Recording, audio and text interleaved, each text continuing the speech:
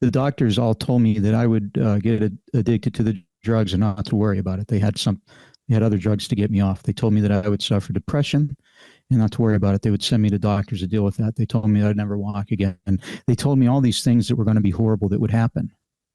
See, but they didn't understand. I learned that there is nothing on this earth as bad as what I experienced, because I experienced the loss of God. And see, after coming back from that, nothing that I went through could even remotely compare. It doesn't scratch the surface. See, nothing was as bad as they said it was, because I went to the worst place that there is in all of existence. And so where I went was I was in my hospital bed, and this is a very small recovery, or very small step down room, and it was cinder block wall just beyond my feet. And on that wall was this bright, staggeringly bright white little square. And I looked at it and I thought, what is that? And as I looked at that, it was as if I was transported through it, and it became like a backwards tunnel. It was incredibly bright white, blindingly bright white all around me. And at the end, it was like a long tunnel, and I was transporting through it at like an incredible rate. And at the very end was a darkness, a little dark spot. It's a backwards tunnel. You're in a tunnel normally and it's dark, and at the end is light. I'm in the light and there's dark at the end. I come out of that tunnel and I'm in a room now, and I'm looking down upon a scene that I suddenly remember. I remember that this happened to me. It happened to me at another time earlier. I believe it happened at the moment of impact. I remembered this scene, and then next thing I know, it was no longer a memory, but I was living it. I was in it. I was no longer looking down. I was living it firsthand, as if for the first time.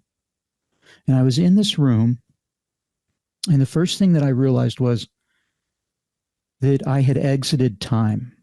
Time no longer existed. I was in a place that was timeless. I had unbelievable vision. It was so crystal clear that it almost hurt my eyes. Things were so clear. And I realized that the place that I was real. This was real. And the world that I had lived my whole life in, that world was like a fake world. It was foggy and it was cloudy compared to this crystal clear vision that I had now, in this truth that I lived in, this realness. And then I knew that I had knowledge, and I'm going to call it the knowledge of the world. And what I mean by that is if it was ever recorded, written down, stored in a library, thought by a man, I knew it. I didn't have to think about it. I didn't have to recall it. It just, all knowledge of the world was an instant access. I didn't even have to access it. I just was aware of it all. So, for instance, what? Well, we'll get to that. Okay. I'm going to get to that. All right. So I realized that I had lost God. Okay. And so when I say that, I was a 46-year-old man, and I never realized that God held my soul. And see, in this knowledge that I had, it was also inferred to me that what I knew and what I understand and what I'm going to tell you about these otherworldly experiences, that they don't just apply to me, but they apply to all of us.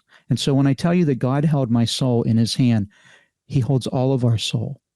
From before our conception until after our death, he places our soul in our body, and he never lets go. And it's interesting the way he holds it. He holds it as if we would hold a softball, right? And he holds our soul so that from the back and from the side, his hand protects it. See, evil can't enter our soul from where we can't see.